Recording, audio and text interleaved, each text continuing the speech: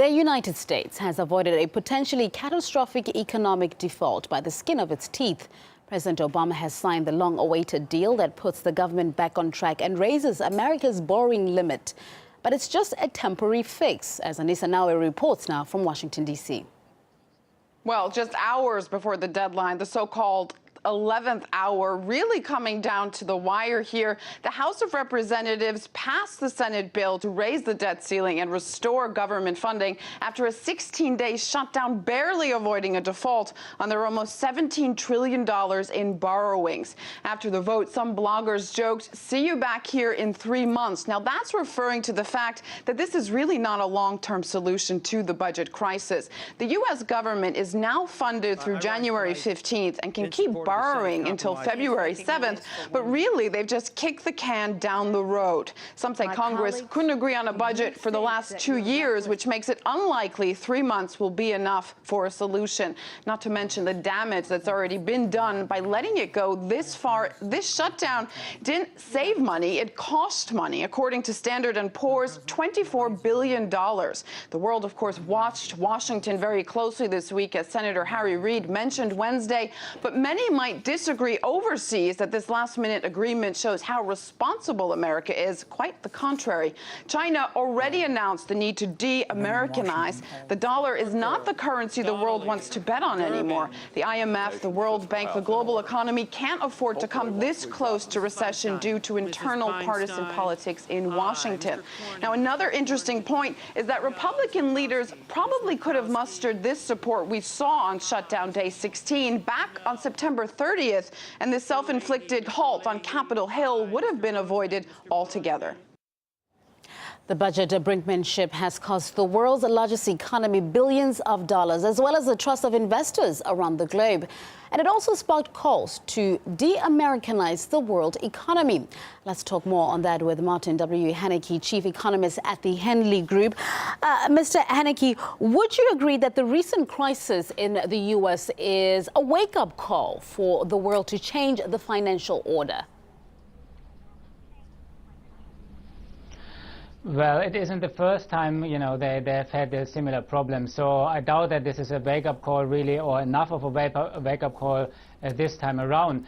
And what the world really needs to understand is that the whole issue isn't really about an agreement or non-agreement, or, after 3 months when they have to sit down again. Even if they find a compromise that's long-lasting and they agree on it for the next whatever, how many years, or even if they agree on taking the limit of the debt ceiling away altogether, well, how is that positive? Because the problem isn't really the debt ceiling, the problem is actually the debt. And the real issue, from our point of view, the investors and also other central banks should be looking at is the danger of the growing debt, and now more recently coupled together with the issue of rising interest rates. And that's another very interesting thing to watch, because yields on treasuries have been rising lately, and that increases the debt servicing, debt financing costs of the United States. And at these levels already they're struggling with these higher costs. So any further increase in the interest rates generally and on treasuries would possibly send the United States into default, and not by disagreement, but just because they run out of money. So, I mean, with the dollar suffering such a huge blow, and it's still the backbone of a lot of world currencies, shouldn't investors alike and nations be thinking of alternatives and contingency currencies to reduce the future reliance on the dollar? Yeah, absolutely. You know that China made some comments in this regard. But I would distinguish here, though, between private investors and governments. For governments right now and central banks who already hold a lot of treasuries, it's kind of too late to exit them, from the investing point of view. Because if China started selling their treasuries any significant amount, you would see yields spike immediately, and that would send the debt servicing costs right up, and the U.S.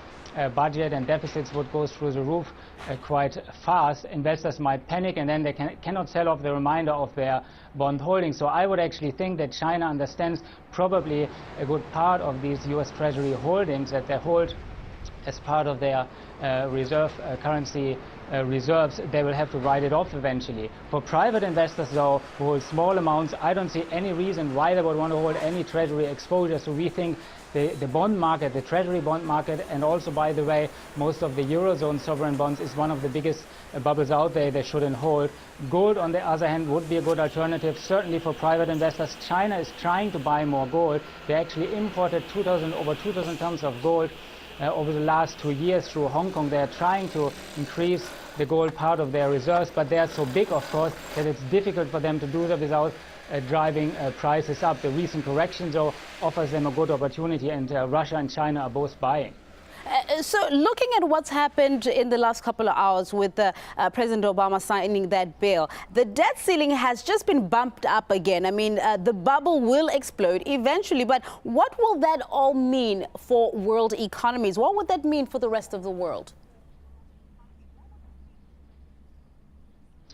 Well, it's a question when you say the bubble will explode eventually. Well, in 3 months, there might be a surprise. When they sit down together and negotiate together in 3 months, maybe they will find a longer lasting agreement. It could be. But again, as I mentioned, that's not the solution because the debt is the problem, the rising interest rates is the problem. So what does that really mean for the world? Would the US really default on its debt? I think more likely what they will do is just continue the quantitative easing policies.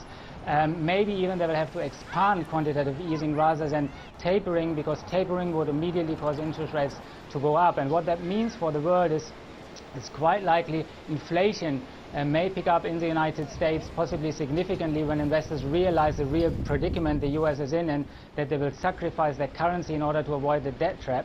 And so this inflation will probably be exported to all other countries globally, and so tangible assets is something investors should be looking at for safety from this, rather than holding majority of assets in cash or bonds. Tangible investments is what investors out there should be looking out for. Martin W. Haneke, Chief Economist at the Henley Group, joining us this morning to discuss that bill.